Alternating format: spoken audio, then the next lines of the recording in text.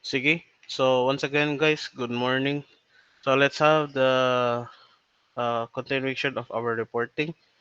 So for the group mates of Genon, please skip his topic lang sa kay since he will still be taking the semifinal exam. So the rest you may start the discussion.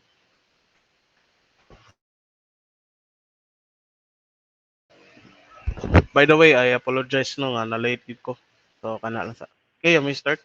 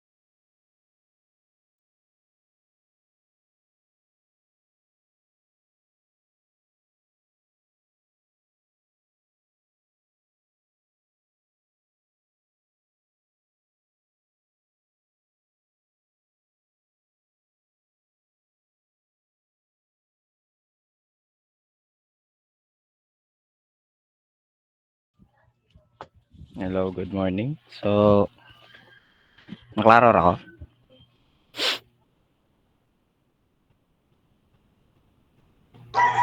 Aurora boss. Okay, so for our next topic is about linear programming. So, what is a linear programming? Next, please.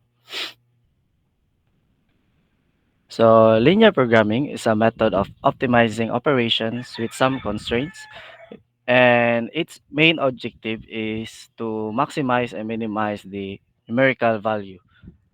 So, linear programming is a family of types of problems where we might have a situation that looks like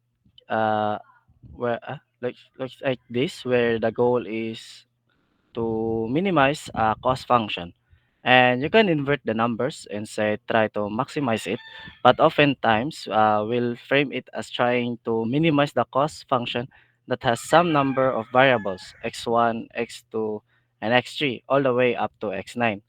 So just some number of variables that are involved, things that we want to know the values to. So linear programming has these following components. So it has a cost function that we want to minimize or maximize, where where it comes in a form of C1 multiplied by X1 plus C2 multiplied by X2, and so on and so forth until it reaches to Cn xn.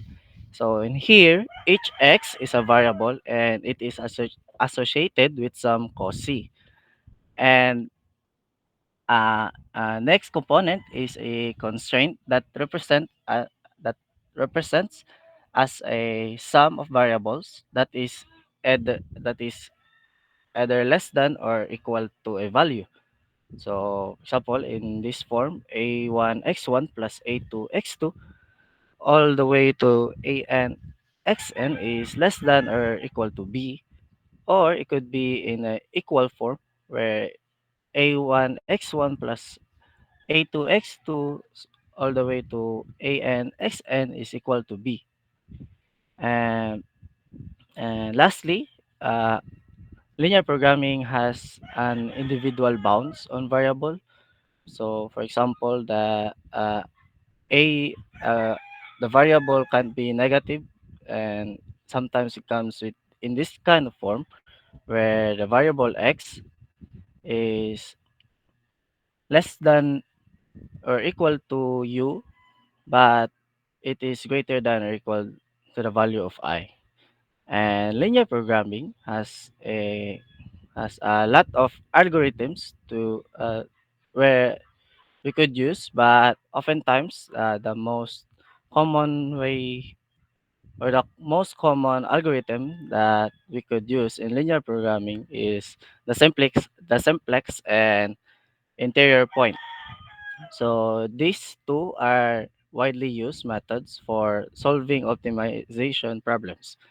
So simplex algorithm is a step-by-step process used to find the optimal solution to a linear programming, while while the in, the interior point is a algorithm that has a class of methods for solving linear programming problems that approach the optimal solution from within the feasible region rather than the transversing the boundary. So next, please.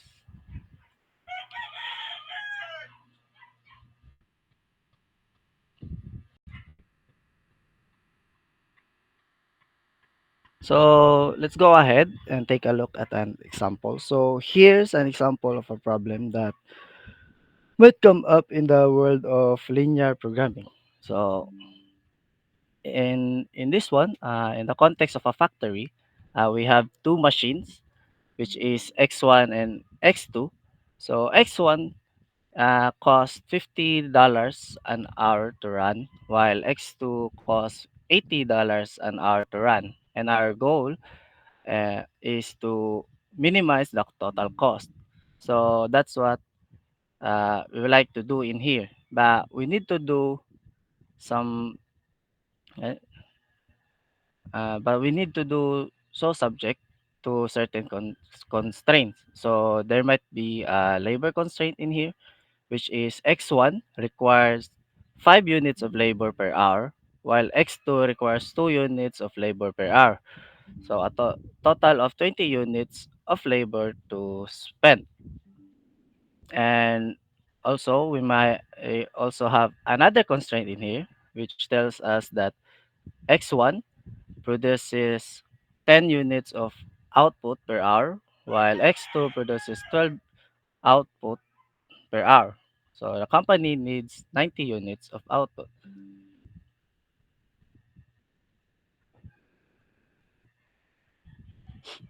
So next, please. So in here, in the first bullet, we could derive its function into a linear equation, which is the sa tong kuan yan, uh, the x1, which is it has a cost of $50 per hour to run. So we could multiply the x1 to 50 plus $80 to the value sa second machine, which is x2. So in here, the cost function is 50 x1 plus 80 x2. And then in the second bullet, next please. So next page.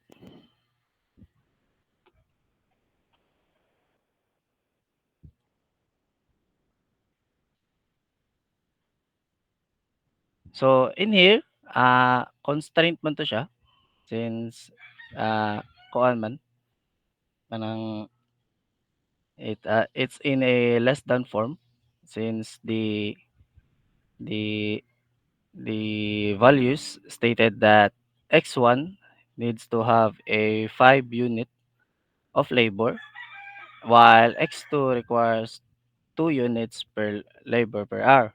And ang gingon na to is need rata og 20 units of labor. So ang imuhang labor nga mabutang is either equal siya sa 20, pwede po siya malapas sa 20. So that's our constraint diha. And next please.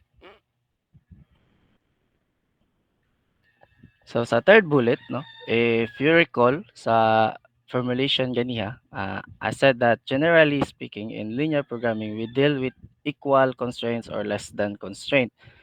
But in here sa tungkuan, if sabton to na to tong sentence ganiha, it has a So ang pakibalik gani sa last page. So ang gingon diri is X1 produce siya 10 units per hour and X2 produce siya og 12 units per hour. So company needs 20 units of output. So in here if sabto na nato, dapat ang imuhang katawag ni, ang imuhang units of output na ma-produce dapat in total is dapat equal siya sa 90, dili pod siya mo ubos sa 90. So next.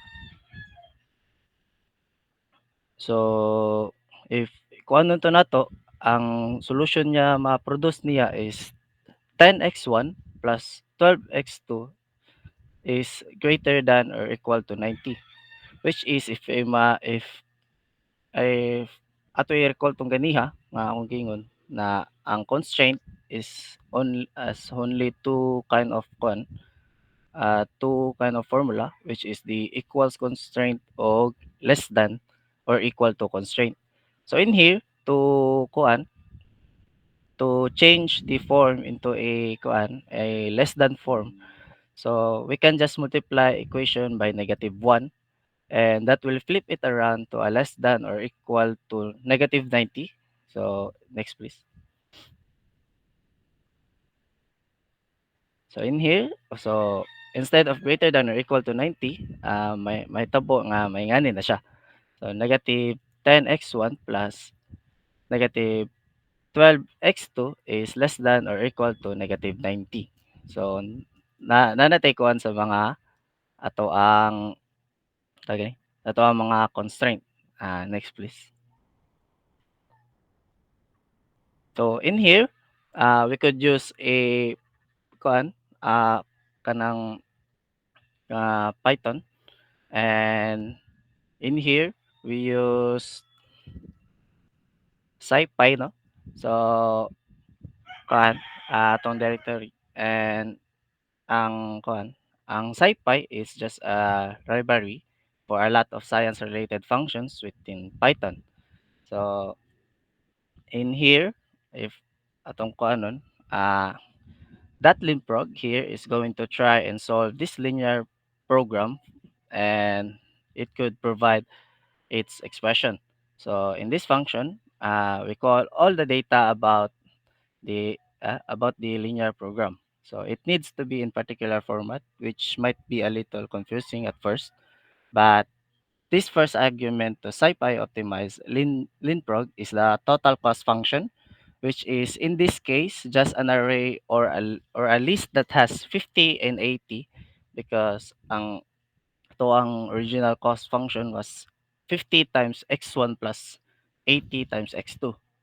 So you could just tell Python that 50 and 80 are the coefficients that we are trying to optimize here.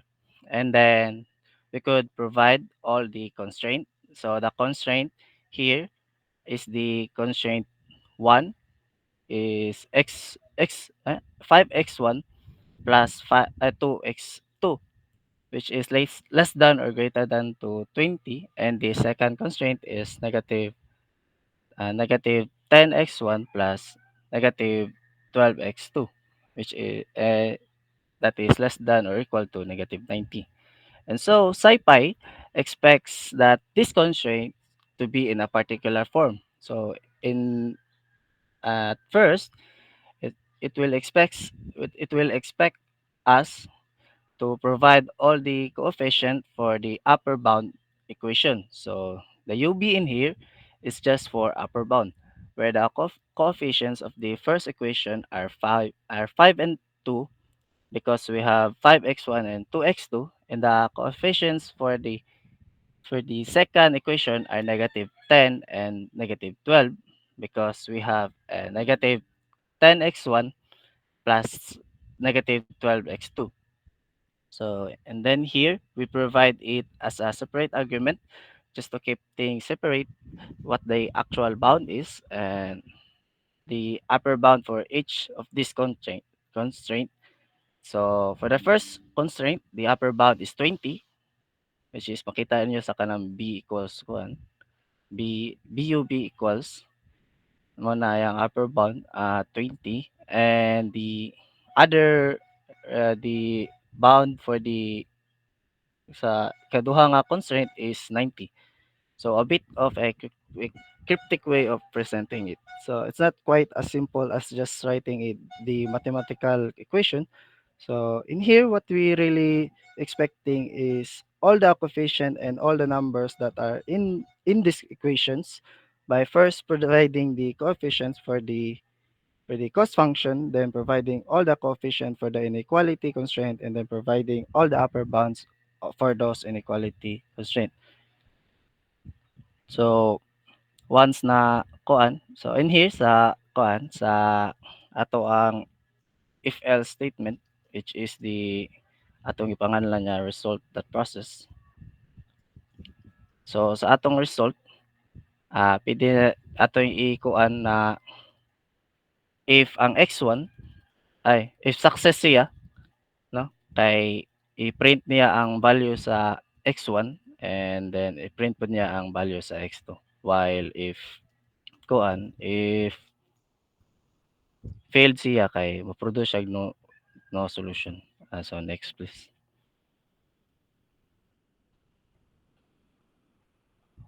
So in here kana gipadagan na nato ang kuan itong program. So the value for x1 is 1.5 hours while the x2 is 6.25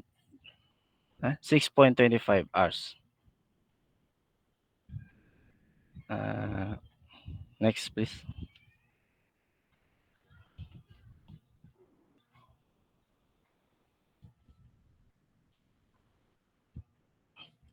So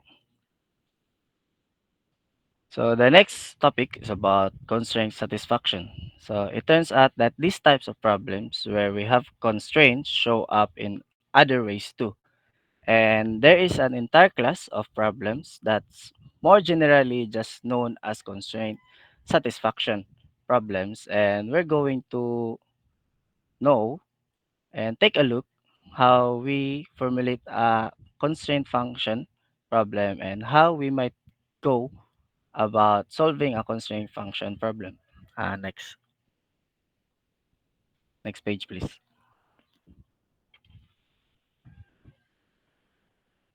So here, we have an example. So uh, let's say na natay exam scheduling. No? So in here, we have a four student here. So student 1, 2, 3, and 4. Each of them is taking some number of different classes. So classes here are going to be presented by letters. Next page, please.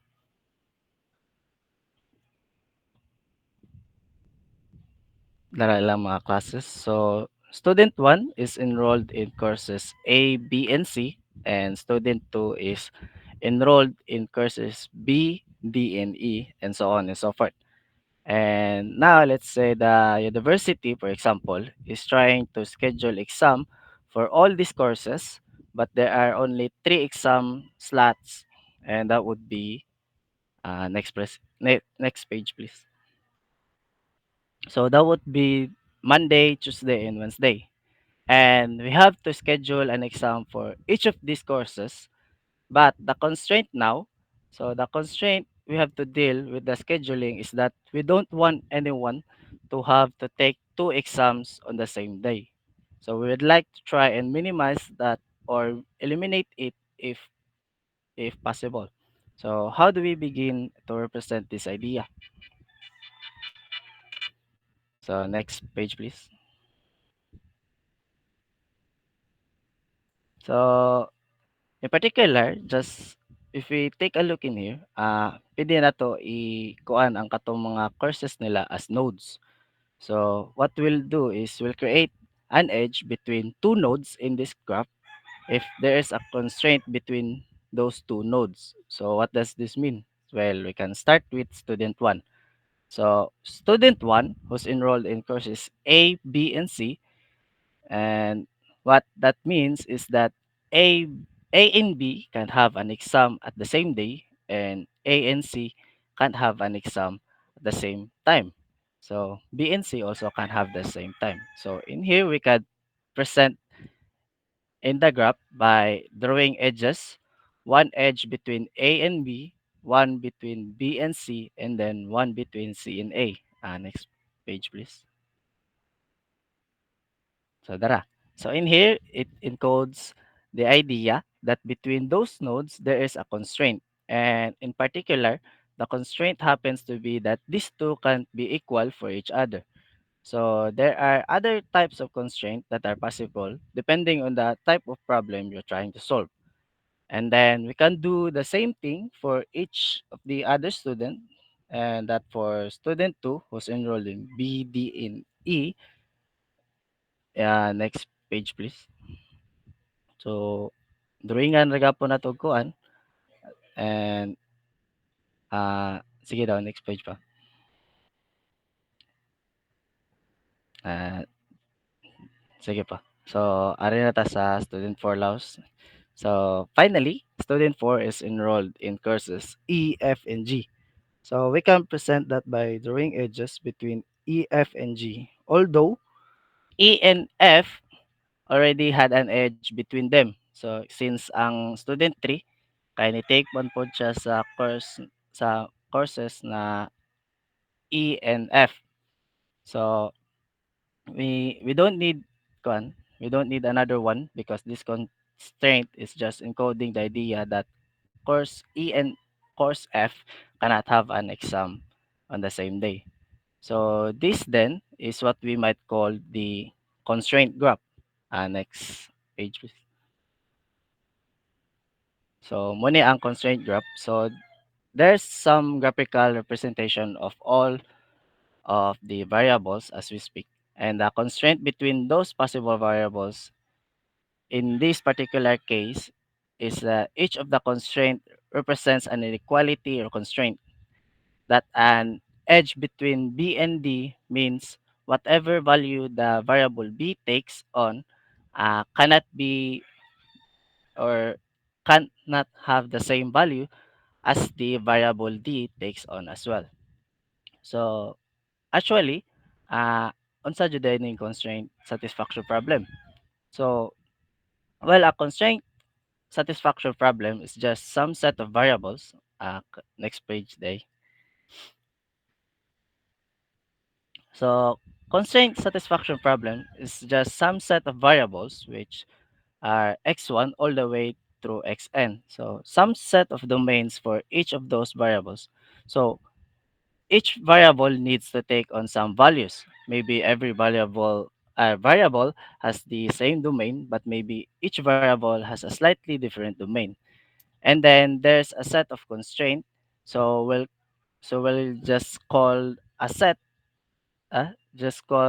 C that has some constraint that are placed upon these variables, like x1 is not x equal to x2, but there could be other forms too, like maybe x1 is equals to x2 plus 1.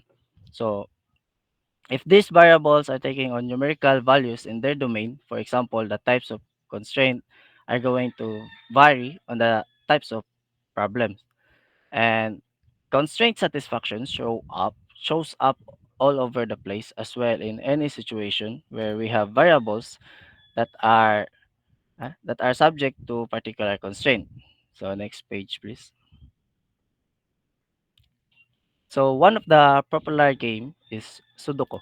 So for example, this is a 9 by 9 grid where you need to fill in numbers in each of these cells, but want to make you don't want to make sure there is never walay nag-duplicate nga number sa row or sa column niya. So, or any sa kanang 3 by 3 grid na cells, for example. So, what might this look like is as a constraint satisfaction problem. So, in here are variables, all of the empty squares. So, makita nyo ka ng mga empty squares. Muna to ang variables. So, represented here is kalangkuan. Uh,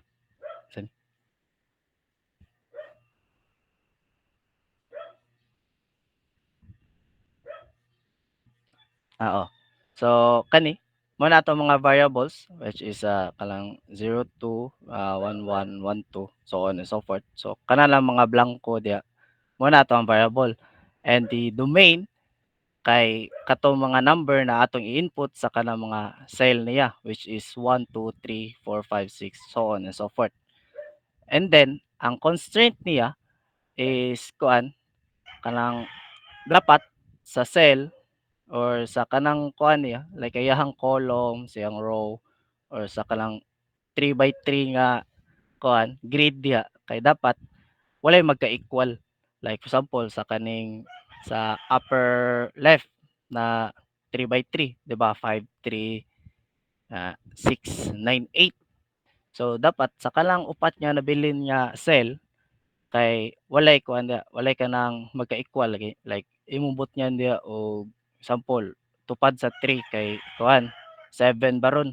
Then if tan-awon nimo sa column, ay column wala ro. Naay naay ka-same number niya which is 7. So dili na siya kuan, dili na siya kanang puwede. So mo na iyahang kuan. So ang kani nga kuan, kani nga problem, puwede ni nato kuan, ma-differentiate sa katong usa or ma kalang na same sila kay idea. Next page please. So, next page. So tara. So in here, we can formulate the same idea. In this case, sa exam scheduling, ang ato ang variables kay kato itong mga courses at katong A, B, C, D, E, F, and G. So muna ang ato ang mga ato ang mga teka lang, ato ang variables nga magamit. And then our domain would be katong Monday, Tuesday, and Wednesday. Kaya ang kanatong mga variables ay oh, kay mo man ato ang kanang teka lang, ato ang pag-set up sa like ato ang destination sa mga sa variables kay ang kalan sa mga domains nila which is si Monday, Tuesday, and Wednesday. And then ang constraint kay katong gingon ganiha nga dapat ang A ug ang ay sa usa ka domain dapat dili ang usa ka student dili mo take o kanang dapat di siya mo take og kanang duha ka course nga duha ka course sa usa ka day. So kana ato ang constraint kanang A must not be equal to B and A is not equal to C. So meaning A and B can have an exam on the same day and A and C have can have an exam on the same day. Or more formally, these two variables cannot take on the same value within the domain. So that then, uh, in this formulation of constraint satisfaction problem, we can begin to use to try and solve this problem. And constraint can come in number of different forms. There are hard constraints. Next page, please. So there are different forms of constraints, no? So there are hard constraints, so which are constraints that must be satisfied for a correct solution. So something like in the Sudoku puzzle, you cannot have this cell and this cell or any or sa katong mga row or sa iyang column to take a same value. So that is a hard constraint. But problems can also have soft constraint where there are constraints that express some notion of preference that maybe A and B can have an exam. I can't have an exam on the same day, but maybe someone has a preference that A exam is earlier than the B exam. So muna ang yahang soft constraint. And it doesn't need to be the case, but some expression that that some solution is better than another solution. So in that case, you might formulate the problem as trying to optimize for maximizing people's preferences. So you want people's preferences to be satisfied as much as possible. So in this case, though, will mostly just deal with hard constraint. So constraint that must be met in order to have an correct solution to the problem.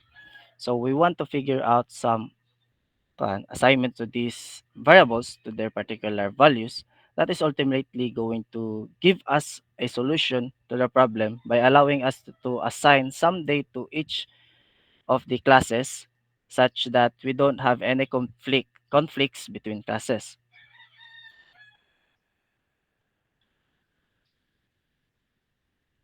So other another type of constraint the first and simplest type of constraint are kaning unary constraint. So a unary constraint is a constraint that just involves a single variable. So for example, a unary constraint might be something like A does not equal to Monday, meaning course A cannot have its exam sa ig Monday. So mura na ang unary. And then ang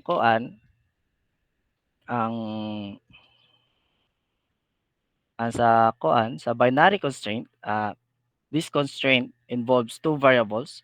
So this would be a constraint like the ones we're looking at before, something like A does not equal to B or um, or A is not equal to C. Yan na. So muna ang example sa binary constraint because it is a constraint that has two variables involved in it. And then so using this kuan, using this binary constraint and unary constraint, there are kuan sa ito nga na. There are different types of things we can say about a particular constraint satisfaction problem. And one thing we can say is we can try and make the problem node consistent. So for our next topic, that would be node consistency. That would be reported by my group mate. Next page.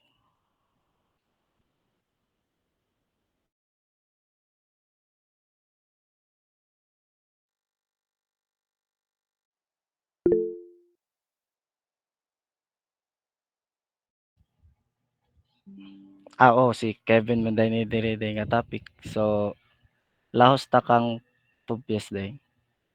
Sige topic tubyas. Backtracking. Backtrack. Doon ako. Madungog ra. So, good morning everyone. I'm going to discuss about backtracking. So, backtracking search is a type of a search algorithm that takes into account the structure of a constraint satisfaction search problem. In general, it is a recursive function that attempts to continue assigning values as long as they satisfy the constraints. If constraints are violated, it tries a different assignment. So, ang idea ani is maghatag ni siya og kuan kanang usa ka value like sa usa ka node or katong gi-discuss ni Gab ganiha na nay usa ka cell na hatagan og usa ka value then dapat dili dili siya magaparehas sa iyang ka row or connected sa node kanay circle. So if magkaparehas siya so ma kan ma ma-failure siya and mo dapat mag-backtracking balik, so need na ka mo assign og lain kuan value. So next slide please. So the very basic sketch of what backtracking search looks like is like this. Kani makita sa screen. So this function is called backtrack that takes as input an assignment, so, in a constraint satisfaction problem. So initially we don't have any assigned variables. So when we begin backtracking search, this assignment is just going to be the empty assignment with no variables inside of it. So backtrack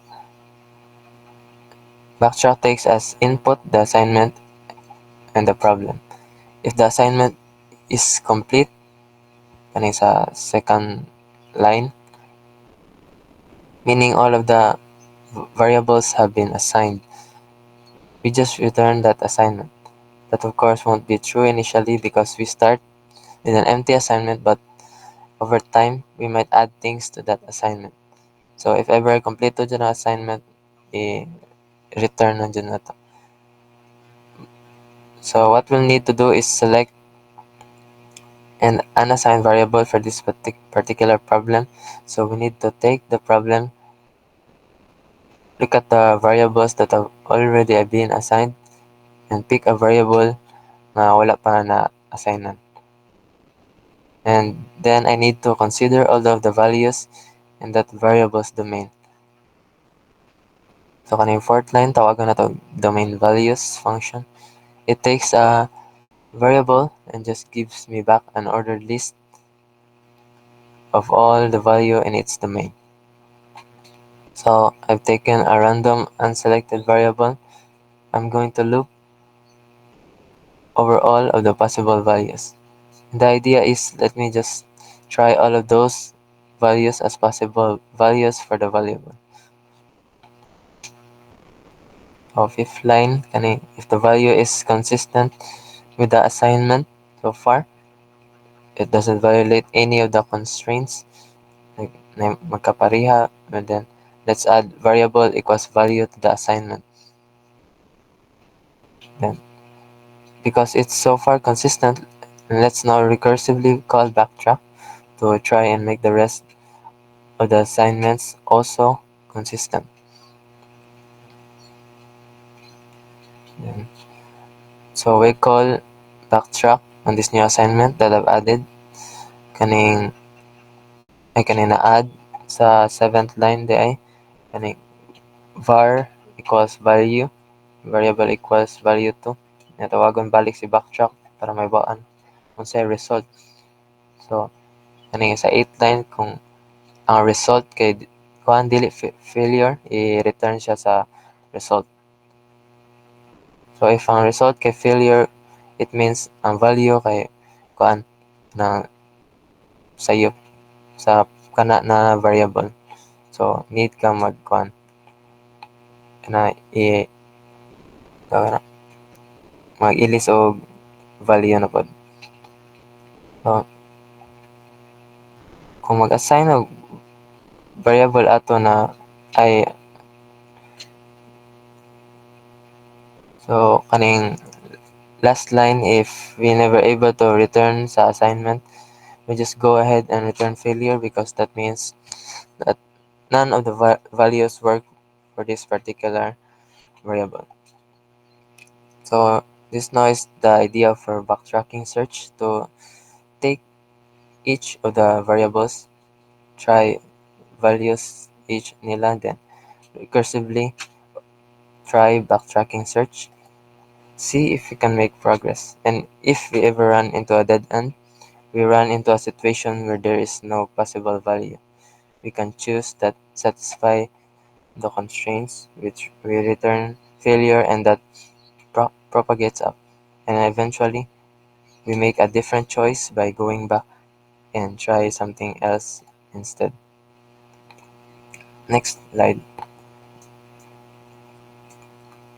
So, figure out how to assign each of these courses to an exam slot in such a way that it satisfies these constraints, that each of these edges mean two classes can have an exam on the same day. Recursively call backtrack until successfully assign value to each one of these variables in such a way we're not violating any constraints. So let's actually try and use backtracking search to solve this problem. Now where I need to figure out how to assign each of these courses to an exam slot on a Monday, Tuesday, or Wednesday in such a way that it satisfies these constraints, that each of these edges mean those two classes cannot have an exam on the same day. So, kaning A kay sample Monday siya, dili dapat magkaparehas sa B ug C. Kaya naka-connected man siya. So, I can start by just starting at a node. It doesn't really matter kung asa mag-start, pero mag-start ta sa A. Let me look over the values in the domain. Yeah, kanina case kay sa kaning node A mag-start ta sa Monday. So, i-assign na to sa node A ang Monday. So, sa sunod na ato assignan na node kay isunod na nato Monday, Tuesday, Wednesday. Now, node B. So, na-assign na ang assignment A. So, I've recursively called backtrack with this sa new part of the assignment sa node B. Now, I'm looking to pick another unassigned variable like B. So,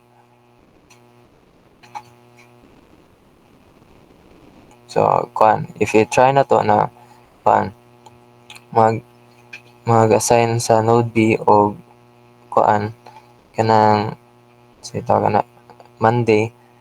So, ma-violate ang kanang constraints. So, sa between A o B, kay maparehas man sila Monday and connected man sila ng node. So, dili siya mag-work. So, we need to try another value na ma-add ana.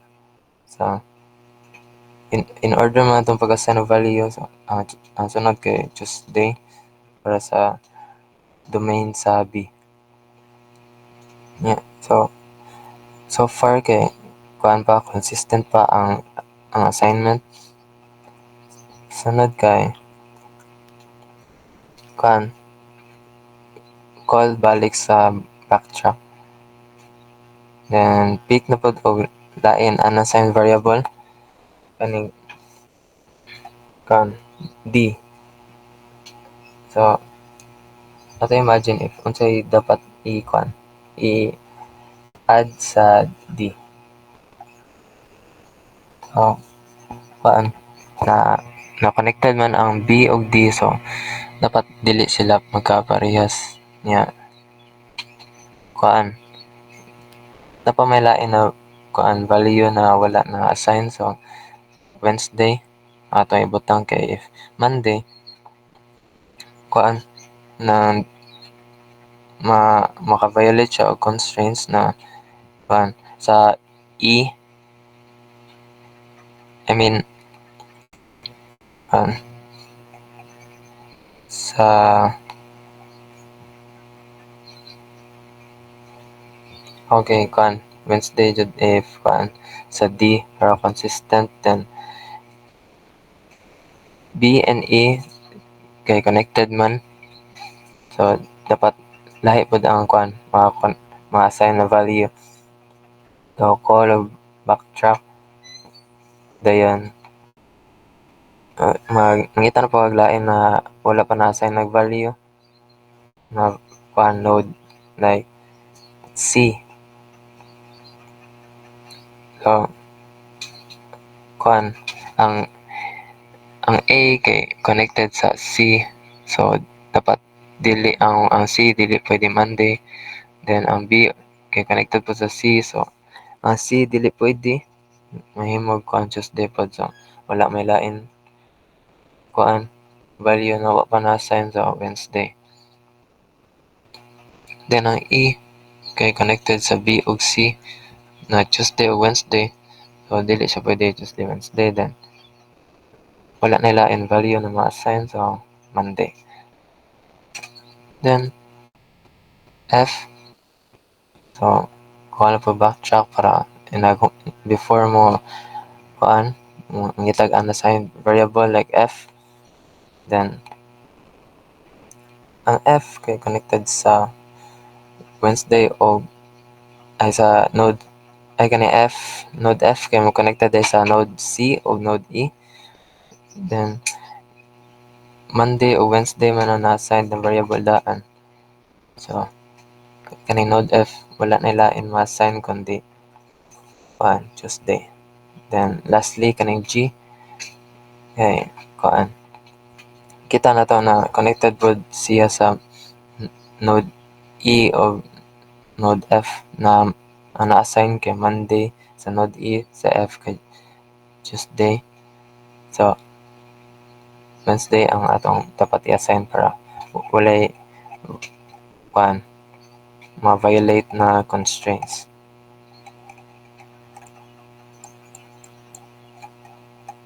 Next slide.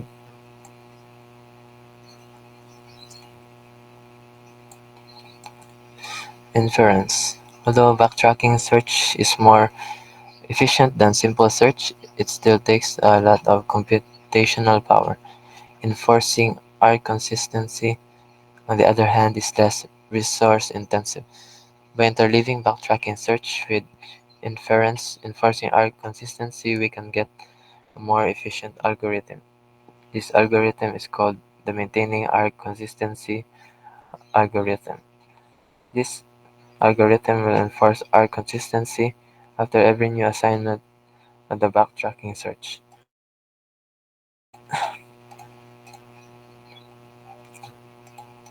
All right, reporter, let me stop you right there. So since it's almost 8:30, so we'll continue our discussion by next week. So once again, for my final requirement of introduction to AI will be the certificate or an indication that you have completed the course nga akong i-post sa ato ang Google Classroom. Mao lagi na akong pangayoon ninyo guys. No more exams, no more quizzes, just the completion, the certification nga na-complete ninyo ang course. So kana lang sa. Alright.